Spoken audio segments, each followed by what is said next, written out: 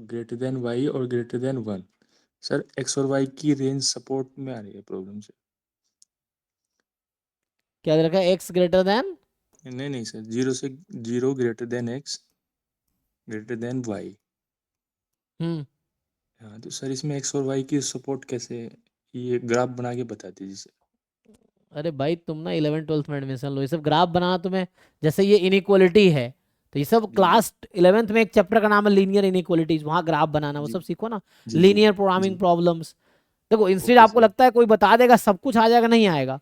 आप खुद से वर्क करोगे तो बहुत कुछ आएगा, जो डाउट है पूछे, जैसे ये डाउट पूछ रहे हो ठीक है, तो इसमें जब भी आपको इसका ग्राफ बनाना, क्या करना है आपको, एक्स बराबर 0, बाउंड्री का ग्राफ जी बना लो, एक्स बराबर वाई, वाई बराबर 1, x is equal to 0, x is equal to y, y is equal to 1। ये 3 लाइन का ग्राफ बनाना आता है? जी जी। बनाओ। सर ये हो जाएगा, ये तो पासिस हो जाएगा ओरिजिन को। एक्स इज इक्वल टू 0 कौन सी लाइन है? Y axis. तो ये आपका वाई एक्सिस हो गया। X is equal to G Y G. कौन सी लाइन है? ये ये आ गया आपके सर पास है। X y is equal to 1 कौन सी लाइन है? X axis. ये वाई इज इक्वल टू 1 है।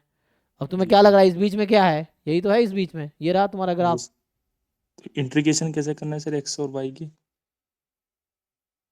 अरे भाई पीडीएफ क्या है, तुम्हें पीडीएफ निकालना क्या सर, है? नहीं सर पीडीएफ तो दिया हुआ है इसने, पीडीएफ तो दे देगा सर वो। यूनिफॉर्म दे दिया है सर, कुछ भी दे सकता है। एक तो तुम इसे फालतू मतलब ऐसे वो जनरल क्वेश्चन मत करो, तुम एक क्वेश्चन भेजो जहां तुम्हें डाउट है। जी जी। हाँ अब इसको इंटीग्रेशन किसको करना है, क्यों इंटीग्रेशन करना है, क्वेश्चन क्या है? ठीक है सर, मैं भेज दूंगा। हाँ क्वेश्चन भेज, जैसे एक पॉइंट आउट, मतलब देखो एक पर्टिकुलर पॉइंटेड डाउट पूछो, मतलब तुम प्रैक्टिस कर रहे हो पढ़ रहे हो ना, तो एक जी जी तुम्हारा डाउट एग्जैक्टली क्या है वो पूछोगे तो उससे ज्यादा सीखने को मिलेगा कि तुम्हारा उस पॉइंट पे ओके डाउट। जनरल तुम सोचोगे एक लाइन में बोल दूंगा सारा दुनिया का क्वेश्चन सॉल्व हो जाए, ऐसा नहीं होगा, क्योंकि हर ओके क्वेश्चन सर। का अलग अलग अप्रोच है।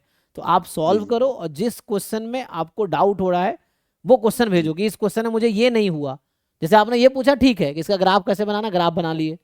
अब इसमें आगे ठीक है क्या सर। क्वेश्चन है, अब इंटीग्रेशन करो, आप किसको इंटीग्रेट करें, क्यों इंटीग्रेट करें, क्वेश्चन ये है। जी जी ओके हम्म। सर।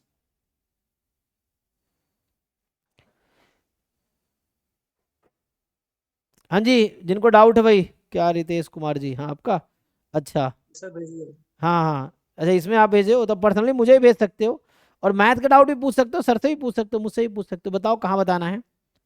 सर क्वेश्चन नंबर 1 और 2 में। असाइनमेंट आपका 1 में क्वेश्चन नंबर, 1 और 2। अच्छा 1 और 2। देखिए ये कह रहा है कि आपके पास M M M cross N की मैट्रिक्स है, रेक्टेंगुलर है, A is horizontal matrix if. तो हॉरिजॉन्टल मैट्रिक्स का डेफिनेशन सर ने क्या लिखाया है? सर ये तो फर्स्ट ऑप्शन तो ऑब्वियस है, पर इसमें मल्टीपल सिलेक्ट है, एक से ज्यादा होंगे इसमें। ठीक है। तो पहला वाला तो है, पहला ऑप्शन। हम्म इसमें और सब में कंडीशन है, उसमें वो समझ नहीं आ रहा वो कैसा होगा, चेक कैसे करना है। नहीं क्वेश्चन ये है कि आप हॉरिजॉन्टल मैट्रिक्स समझते क्या हो, ये बताओ पहले। एम क्रॉस एन मैट्रिक्स के हॉरिजॉन्टल कब बोलते हैं हम लोग? कॉलम हॉरिजॉन्टल, कॉलम ज्यादा होगा, एन हाँ, इज ग्रेटर देन एन। रो कम होगा कॉलम ज्यादा होगा, है ना? तो हाँ बना लो, इसमें एक नंबर लेके आप चेक कर लो, कह रहा है m less than n plus 1। तो यहां मैं ऐसा कर सकता हूं, जैसे मान लो बी ऑप्शन है ना, तो एम लेस देन एन है, तो एम लेस देन एन है तो रो आपका कम है कॉलम ज्यादा है, तो ये हॉरिजॉन्टल मैट्रिक्स है, ठीक। Yes sir. अब देखो जैसे किसी ऑप्शन को आपको अगर गलत दिखाना हो तो आप क्या करो, काउंटर एग्जांपल ले लो। जैसे अभी के लिए m less than n plus 1 है, तो आप कोई ऐसा नंबर ले सकते हो क्या जहां पे मैं ऐसा करूं कि एन प्लस 1 से कम है एन, तो m less than n plus 1 है, तो क्या आप ये कह सकते हो? देखो ये हॉरिजॉन्टल तब होगा जब एम लेस देन एन होगा, ये आपने कहा है ना। तो क्या यहां से कंक्लूजन आ रहा है एम लेस देन एन का? यहाँ एन को अगर मैं 2 लूंगा तो एन को क्या ले सकते हैं, एन को मान लो 2 ले लिया, तो एम क्या ले सकता हूं मैं, एम को भी 2 ले सकता हूं कि नहीं? इसमें चेक करो आप। यस सर, ले सकते हैं। मतलब अगर मैं एन को 2 रखता हूं तो एम को 2 ले सकता हूं। नहीं है हम्म सर, ऑप्शन सेकंड पे। नहीं समझे नहीं तो मैं क्या बोलना चाह रहा हूं। हॉरिजॉन्टल मैट्रिक्स होने के लिए रो कम होने चाहिए, कॉलम ज्यादा होने चाहिए, है ना। सर ऑप्शन बी के हिसाब से अगर मैं M2 लूं N2 लूं तो ऑप्शन बी को सेटिस्फाई करेगी ये नंबर। हम टू सेटिस्फाई ये सर कर तो रहा है। तो इसका मतलब कितने क्रॉस कितने का मैट्रिक्स आ सकता है बी ऑप्शन में? 2x2 भी आ सकता है। क्या 2x2 मैट्रिक्स हॉरिजॉन्टल है? No sir.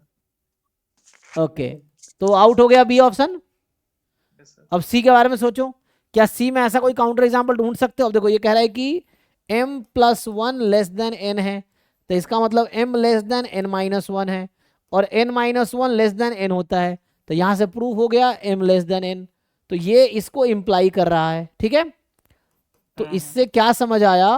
देखो आप एक नोटिस करोगे, जहां ट्रू है वहां मैं प्रूफ करूंगा। पिछले में एग्जाम्पल क्यों लिया? क्योंकि मुझे गलत प्रूफ करना था। तो एग्जाम्पल यूज होगा as a counter example to discard option, जिसको आउट करना है। सही है तो कोशिश करेंगे प्रूफ करने की। जैसे यहाँ पे कि m+1 लेस देन n है, तो मैंने दिखा दिया, अच्छा ये ऐसा हो गया, ये ऐसा है, तो इस समय ये, तो ये ट्रू ऑप्शन है। सी वाला ट्रू है, बी वाला फॉल्स था, ए ट्रू आपने कहा है ही, तो यही चेक कर लेना है। डी में क्या है आपके पास?